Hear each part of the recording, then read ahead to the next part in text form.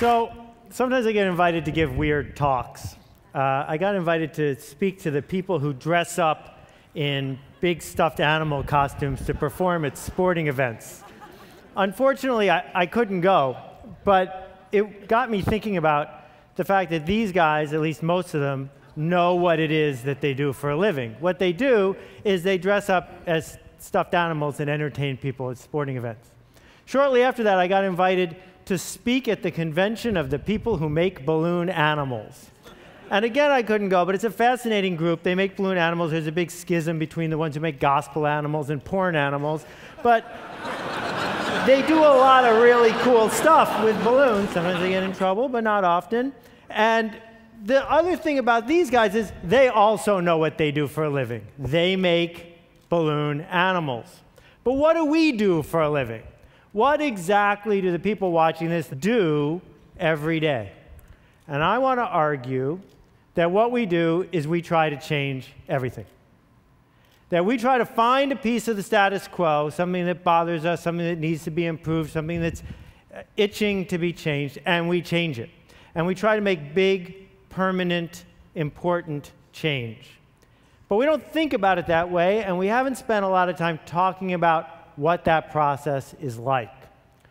And I've been studying it for a couple years, and I want to share a couple stories with you today. First, about a guy named Nathan Winograd. Nathan was the #2 person at the San Francisco SPCA. And what you may not know about the history of the SPCA is it was founded to kill dogs and cats. Cities gave them a charter to get rid of the stray animals on the street and destroy them. And in a typical year, 4 million dogs and cats were killed, most of them within 24 hours of being scooped off the street. Nathan and his boss saw this, and they could not tolerate it. So they set out to make San Francisco a no-kill city. Create an entire city where every dog and cat, unless it was ill or dangerous, would be adopted, not killed. And everyone said it was impossible. Nathan and his boss went to the city council to get a change in the ordinance, and people from SPCAs and humane shelters from around the country flew to San Francisco to testify against them, to say it would hurt the movement and it was inhumane. They persisted, and Nathan went directly to the community. He connected with people who cared about this, non-professionals, people with passion. And within just a couple years, San Francisco became the first no-kill city, running no deficit, completely supported by the community. Nathan left and went to Tompkins County, New York, a place as different from San Francisco as you can be and still be in the United States. And he did it again. He went from being a glorified dog catcher to completely transforming the community. And then he went to North Carolina and did it again. And he went to Reno and he did it again. And when I think about what Nathan did, and when I think about people here do, I think about ideas. And I think about the idea that creating an idea, spreading an idea, has a lot behind it. And I don't know if you've ever been to a Jewish wedding, but what they do is they take a light bulb and they smash it. Now, there's a bunch of reasons for that and stories about it, but one reason is because it indicates a change from before to after. It's a moment in time. And I want to argue that we are living through and are right at the key moment of a change in the way ideas are created and spread and implemented. We started with the factory idea, that you could change the whole world if you had an efficient factory that could churn out change. We then went to the TV idea that said if you had a big enough mouthpiece, if you could get on TV enough times, if you could buy enough ads, you could win. And now we're in this new model of leadership, where the way we make change is not by using money or power to lever a system, but by leading. So let me talk about the 3 cycles. The first one is the factory cycle. Henry Ford comes up with a really cool idea. It enables him to hire men who used to get paid 50 cents a day and pay him $5 a day because he's got an efficient enough factory. Well, with that sort of advantage, you can churn out a lot of cars. You can make a lot of change. You can get roads built. You can change the fabric of an entire country. That the essence of what you're doing is you need ever cheaper labor and ever faster machines. And the problem we've run into is we're running out of both, ever cheaper labor and ever faster machines. So we shift gears for a minute and say, I know, television, advertising, push, take a good idea and push it on the world. I have a better mousetrap, and if I can just get enough money to tell enough people, I'll sell enough. And you can build an entire industry on that. If necessary, you can put babies in your ads. If necessary, you can use babies to sell other stuff. And if babies don't work, you can use doctors. But be careful, because you don't want to get an unfortunate juxtaposition when you're talking about one thing instead of the other. This model requires you to act like the king, like the person in the front of the room throwing things to the peons in the back. That you are in charge, and you're going to tell people what to do next. That, you know, the quick little diagram of it is you're up here, and you are pushing it out to the world. This method, mass marketing, requires average ideas, because you're going to the masses, and plenty of ads. What we've done as spammers is tried to hypnotize everyone into buying our idea, hypnotize everyone into donating to our cause, hypnotize everyone into voting for our candidate. And unfortunately, it doesn't work so well anymore either. But there's good news around the corner, really good news. I call it the idea of tribes. What tribes are is a very simple concept that goes back 50,000 years. It's about leading and connecting people and ideas. And it's something that people have wanted forever. Lots of people are used to having a spiritual tribe or a church tribe, having a work tribe, having a community tribe. But now, thanks to the internet, thanks to the explosion of mass media, thanks to a lot of other things that are bubbling through our society around the world, tribes are everywhere. The internet was supposed to homogenize everyone by connecting us all. Instead, what it's allowed is silos of interest. So you got the red hat ladies over here, you got the red hat triathletes over there. You got the organized armies over here, you got the disorganized rebels over here. You got people in white hats making food and people in white hats sailing boats. The point is that you can find Ukrainian folk dancers and connect with them because you want to be connected. That people on the fringes can find each other, connect, and go somewhere. Every town that has a volunteer fire department understands this way of thinking.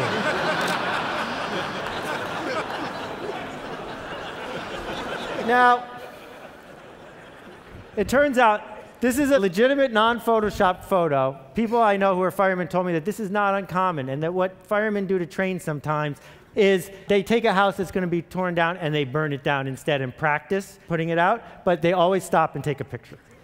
So, you know, the pirate tribe is a fascinating one. They got their own flag, they got the eye patches. You can tell when you're running into someone in a tribe. And it turns out that it's tribes, not money, not factories, that can change our world, that can change politics, that can align large numbers of people. Not because you forced them to do something against their will, but because they wanted to connect. That what we do for a living now, all of us, I think, is find something worth changing and then assemble tribes that spread the idea, and it becomes something far bigger than ourselves. It becomes a movement. So, when Al Gore set out to change the world again, he didn't do it by himself, and he didn't do it by buying a lot of ads. He did it by creating a movement.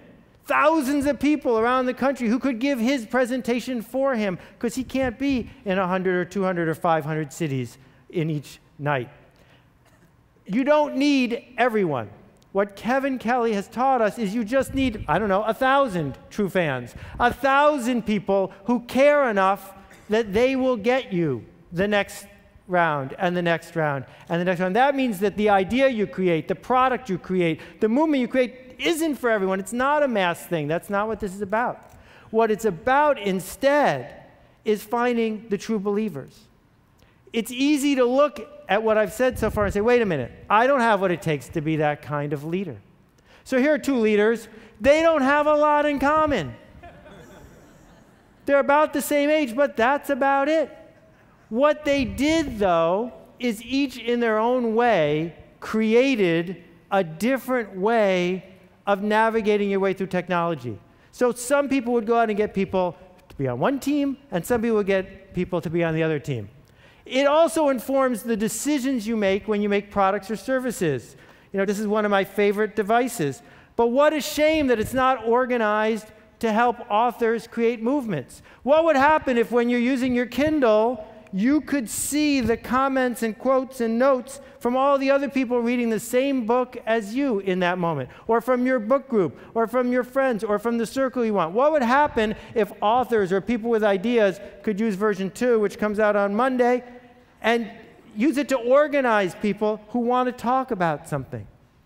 Now, there's a million things I could share with you about the mechanics here, but let me just try a couple. The Beatles did not invent teenagers. They merely decided to lead them. That most movements, most leadership that we're doing is about finding a group that's disconnected but already has a yearning, not persuading people to want something they don't have yet. When Diane Hatz worked on the Matrix, her video that spread all across the internet about the way farm animals are treated, she didn't invent the idea of being a vegan. She didn't invent the idea of caring about this issue, but she helped organize people and helped turn it into a movement. Hugo Chavez did not invent the disaffected middle and lower class of Venezuela. He merely led them. Bob Marley did not invent Rastafarians. He just stepped up and said, "Follow me." Derek Sivers invented CD Baby, which allowed independent musicians to have a place to sell their music without selling out to the man, to have a place to take the mission they already wanted to go to and connect with each other. What all these people have in common is that they are heretics.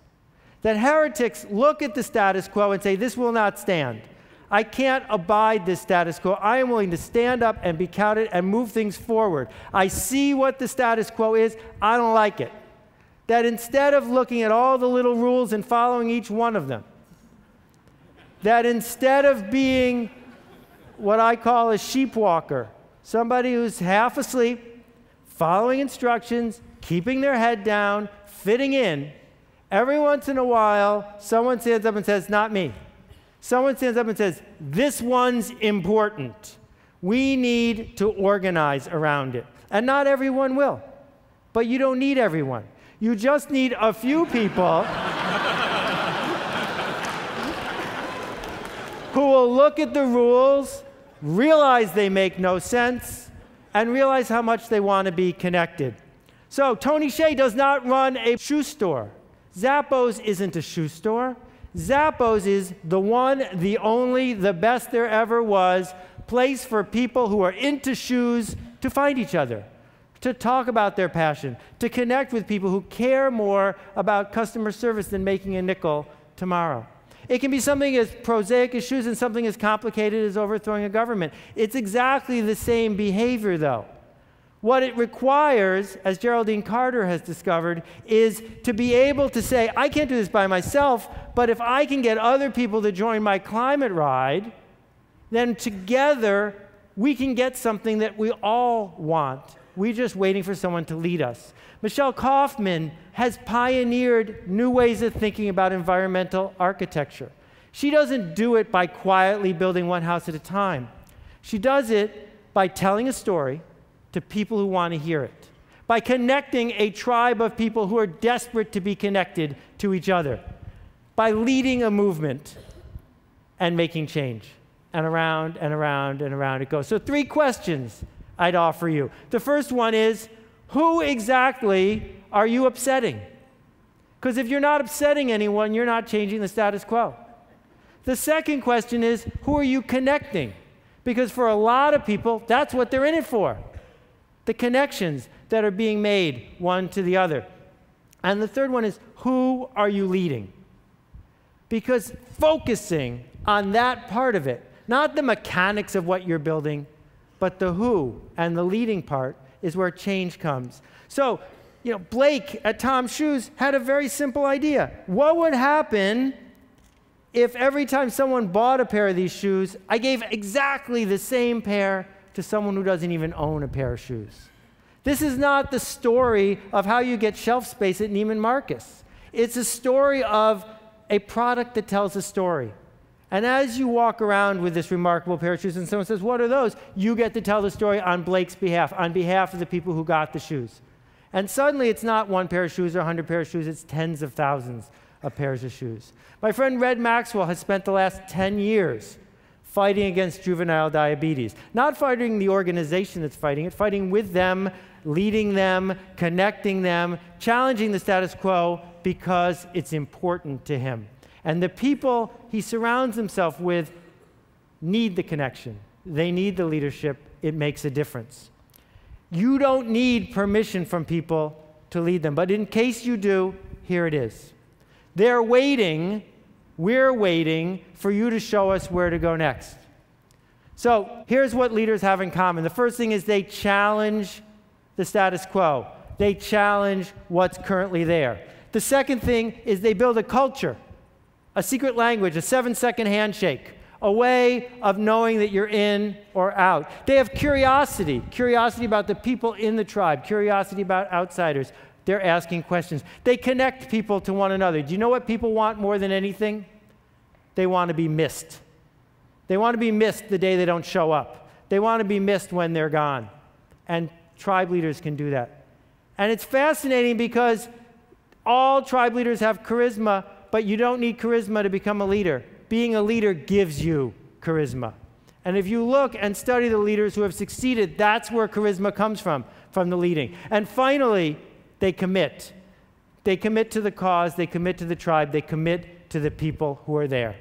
So I'd like you to do something for me, and I hope you'll think about it before you reject it out of hand. What I want you to do, it only takes 24 hours, is create a movement. Something that matters. Start. Do it. We need it. Thank you very much. I appreciate it. Thank you.